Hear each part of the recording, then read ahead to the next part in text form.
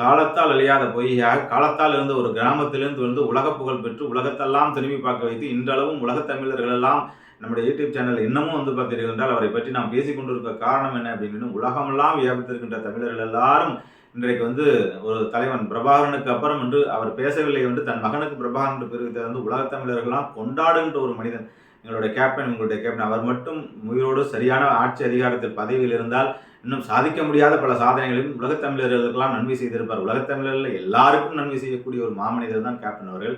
அவருடைய பிறந்த மண் என்று சொல்லக்கூடிய மதுரைக்கு வந்து மனம் சேர்ப்பது மீனாட்சி அம்மன் கோயில். அதற்கப்புறம் சமீப காலத்தில் மதுரையின் மைந்தன் முத்துராமலிங்க தேவர் கொண்டு காலத்தால் எழியாத பொக்கிஷமாக கேப்டன் விஜயகாந்த் அவர்களுக்கு மதுரை பிறந்த மண்ணில் ஒரு வந்து சிலை வைக்க வேண்டும்.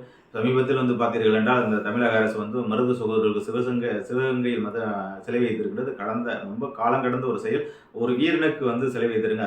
அதே போல் சமீபத்தில் வாய்ந்த மருது மாமன்னன் போன்று முத்துராமலிங்க தேவர் போன்று சமூகத்தில் உழைத்த மாபெரும் மனிதர்கள் போன்று சமீபத்தில் வாழ்ந்து மறைந்த 9வது வள்ளல் கேப்டன் விஜயகாந்த் அவர்களுக்கும் மதுரையில் சிலை வைக்க வேண்டும், இல்லை என்றால் தலைநகரில் சிலை வைக்க வேண்டும். இதற்கான பிள்ளையார் சொல்லியை உரத்து அவர்கள் பார்த்திபன் அவர்கள் பேசியிருக்கின்றார்கள். இன்னும் அவருடைய பாடத்திட்டங்கள் வர வேண்டும். ஜெயவரவி எல்லாம் காலத்தால் பேசாமல் சூழ்நிலையால் பேசாமல் தொடர்ந்து இந்த குரல்கள் வலுக்க வேண்டும். அவருடைய நண்பர்கள்லாம் முயற்சி செய்து இன்றைக்கு ஆட்சி அதிகாரத்தில் இருப்பவர்கள் அவருடைய நண்பர்கள் எல்லாம் உயர்ந்த தொடர்பில் தான் இருக்கின்றார்கள்.